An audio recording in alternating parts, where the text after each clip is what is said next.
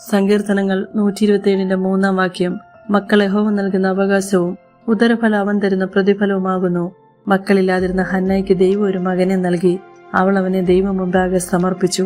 നമ്മുടെ അവകാശത്തിന്റെയും പാനപാത്രത്തിന്റെയും പങ്ക് യഹോവയാകുന്നു. സങ്കീർത്തനങ്ങൾ 113:9 അവൻ വീട്ടിൽ മച്ചിയായവളെ മക്കളുടെ അമ്മയായി സന്തോഷത്തോടെ വസിക്കുമാറാക്കുന്നു. മക്കളുടെ മക്കൾ വൃദ്ധന്മാർക്ക് കിരീടമാകുന്നു.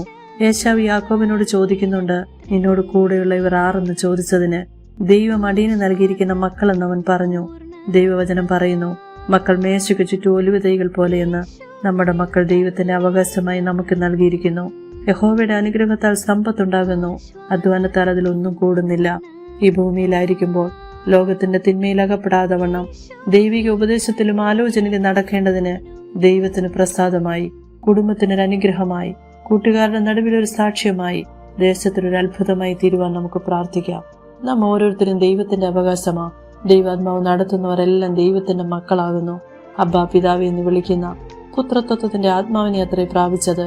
ദൈവമക്കൾ എന്ന് വിളിക്കപ്പെടുവാൻ പിതാവ് നമുക്ക് എത്ര വലിയ സ്നേഹം നൽകിയിരിക്കുന്നു. ക്രിസ്തയേശുവിലുള്ള വിശ്വാസത്താൽ നാം ഓരോരുത്തരും ദൈവത്തിന്റെ മക്കളായി തീർന്നു. ഈ ലോകത്തിലെ പിതാവ് തന്റെ മക്കൾക്ക് നല്ല ദാനങ്ങളെ നൽകുന്നത് പോലെ സ്വർഗീയ പിതാവിന്റെ അവകാശത്തെയും വാഗ്ദത്തങ്ങളെയും നമുക്കും നമ്മുടെ മക്കൾക്കും പ്രാപിപ്പാൻ ഓരോരുത്തരെയും അതിനായി ഇടയാക്കട്ടെ. ആമേൻ.